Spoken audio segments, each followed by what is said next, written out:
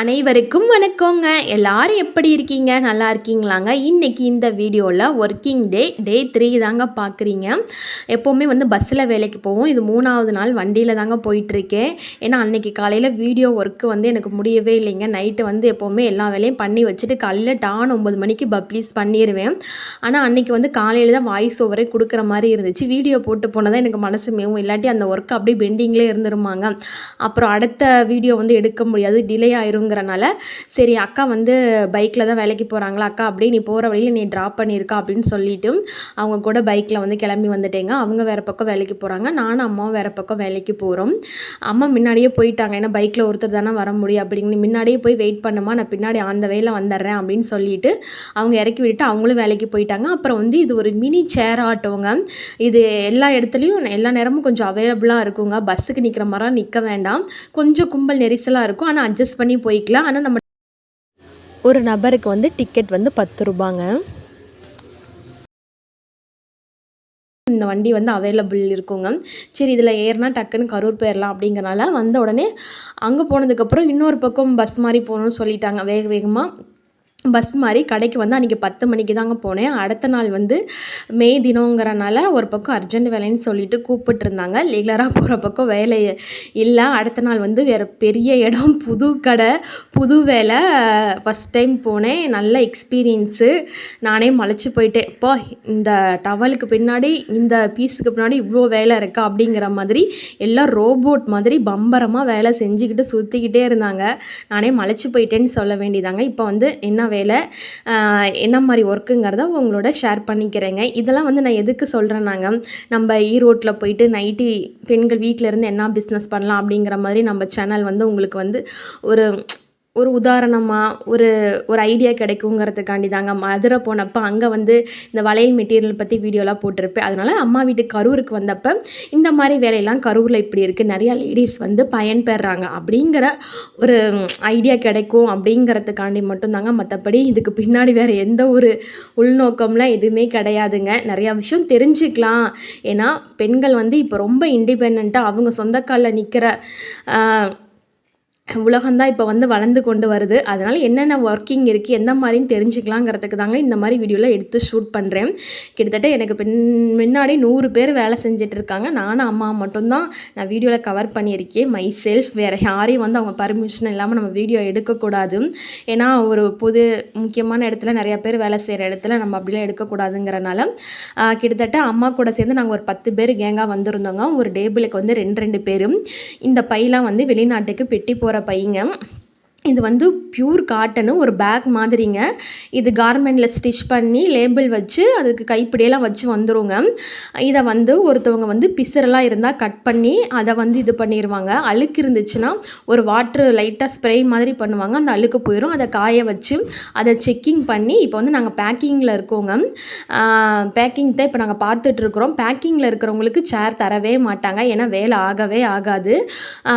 இந்த வேலைக்கு போன இடத்துல வந்து எல்லாம் கடையாளுங்க, எல்லாருமே சேர் இருந்துச்சு. வாழ்க்கையில் ஃபஸ்ட் டைமாக காலைல 10 மணிக்கு நிற்க ஆரம்பித்தவ சாயந்தரம் 6 மணி 7 மணி வரைக்கும் நின்றுக்கிட்டே வேலை செஞ்சேன்.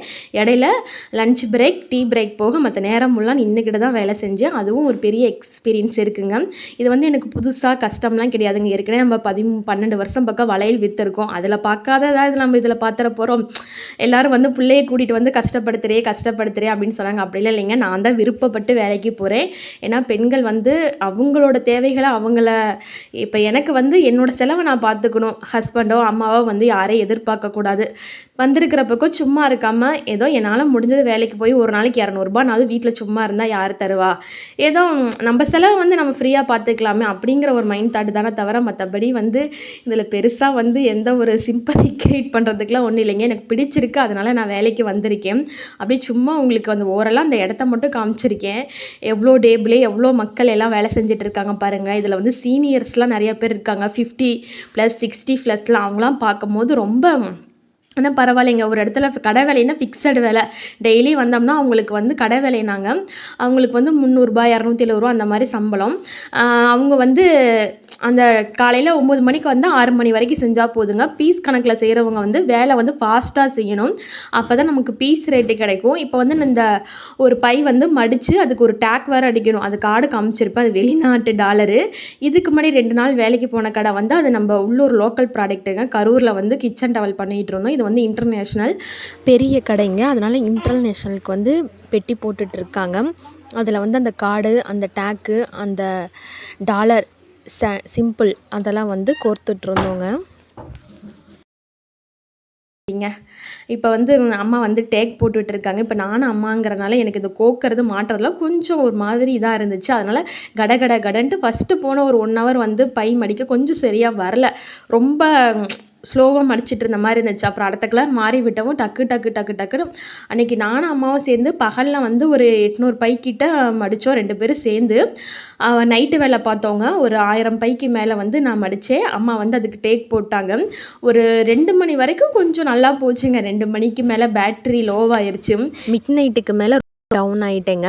6 மணிக்கு மேலே உட்காரத்துக்கு ஸ்டூல் கிடச்சிச்சு. நான்லாம் வந்து சும்மாவே எங்கே போனாலும் உட்காந்துருவேன் நாங்கள். அதனால் ஸ்டூலை இழுத்து பக்கத்தில் போட்டுக்கிட்டு நல்லா உட்காந்தே தான் வேலை செஞ்சேன். பேக்கிங்கில் இருக்கவங்க எல்லாம் நின்று கடகடன்னு செஞ்சுட்டு இருந்தாங்க. நான் மட்டும்தான் உட்காந்தே செஞ்சுட்டு இருந்தேன். அப்படி செஞ்சுமே எனக்கு 2 மணிக்கு மேலே ரொம்ப டவுன் ஆகிட்டேன் நாங்கள். அப்புறம் சரின்ட்டு சின்ன பிள்ளையாட்ட போய் வீட்டுக்கு கேளுமா அப்படின்னு சொல்லி கேட்டுட்டு இருந்தேன். எல்லாம் அர்ஜென்ட் ஆர்டர்ப்பா, கொஞ்சம் நேரம் இருங்க, முடிச்சதுக்கப்புறம் எல்லாம் சேர்ந்து போகலாம் அப்படின்னு சொல்லிட்டு இருந்தாங்க. அப்புறம் நாங்கள் ஒரு 4 மணி வரைக்கும் செஞ்சுட்டு அதுக்கு மேலே இருக்க முடியலைங்க. ஏன்னா நமக்கு ட்ராவலே வந்து 2 ஹவர்ஸ் ஆயிரும். வந்து அப்பா வேலைக்கு போகிறாங்க, அவங்களுக்கு சமையல் பண்ணணும், பையன் எந்திரிச்ச உடனே அவன் நம்மளை பார்க்காட்டி அவன் என்ன ஃபீல் பண்ணுவான் அப்படிங்கிற மாதிரி ஏகப்பட்ட தாட்டில் சரி சொல்லிட்டு வந்துடலாம் அப்படிங்கிறனால 4 மணி வரைக்கும் வேலை செஞ்சோங்க. அதுக்கப்புறம் கிளம்பிட்டோம். 6 மணி வரைக்கும் மேலே வேலை போச்சுங்க. அதுக்கப்புறம் 6 மணிக்கு மேலே கீழே ஆஃபீஸ் ரூம் மாதிரி இருக்கும். அது பக்கத்தில் தான் வேலை செஞ்சோம். எல்லாம் சுற்றி சூப்பர்வைசர் நிறையா பேர் எல்லாம் இருந்துகிட்டு இருந்தாங்க. நம்ம நைட்டு வேலை செய்கிறோம்னா கான்ட்ராக்ட்காரவங்களே வந்து நைட்டு டின்னர் வந்து அவங்களே வாங்கி கொடுத்துருவாங்கங்க. இடையில 2 டைம்ஸ் டீ கிடைக்கும். கரெக்டாக நான் வீடியோ எடுக்கிற டைம் வந்து 8 மணிங்க. வெளியில் வந்து பார்க்கும்போது நல்ல ஒரு ஃப்ரெஷ்ஷான ஏரு. ஃப்ரெஷ்ஷாக ஃபேஸ் வாஷ்லாம் பண்ணிவிட்டு அடுத்த டியூட்டியை வந்து ஜாயின் பண்ணியாச்சுங்க. கீழே வந்து அவ்வளோக்கு வீடியோ எடுக்கல, நைட்டு வேலைங்கிறனால அர்ஜென்ட்டில் போயிட்டுருந்துச்சு. சும்மா நான் என்ன வேலை செஞ்சேன், அப்புறம் அம்மாவும் நானும் தாங்க காமிச்சிருப்பேன். ஆனால் கிட்டத்தட்ட இந்த டெக்ஸில் எனக்கு தெரிஞ்சு 500க்கும் மேற்பட்டவங்க வந்து வேலை செஞ்சுருக்காங்க. அப்படியே பம்பரமாக ஓடிட்டுருந்தாங்க. ரோபோட்டு கூட தோற்றுருங்க. அப்பா என்னம்மா வேலை செய்கிறாங்க அப்படிங்கிற மாதிரி நான் ரொம்ப யோசனை பண்ணிகிட்டு இருந்தேன்.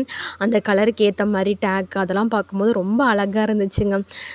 இந்த மாதிரிலாம் எல்லா ஊர்லேயும் இருந்துட்டா நிறையா பெண்கள் வந்து மன அழுத்தம், ஸ்ட்ரெஸ் அப்படிங்கிற வார்த்தைக்குள்ளே போகவே மாட்டாங்க எனக்கு தெரிஞ்சு. நானே வந்து வீட்டில் இருக்க ஆளு தான். வீட்டில் தனியாக இருக்கிறது எவ்வளோ பெரிய கொடுமை பார்த்தீங்களா? இது மாதிரி வேலைக்கு வந்துட்டால் கூட நமக்கு வந்து நிறையா ரிலாக்ஸேஷன் கிடைக்கும். இப்போ அம்மாவுக்கு ஏஜ் வந்து ஒரு 55 இருக்கும்னு நினைக்கிறேங்க.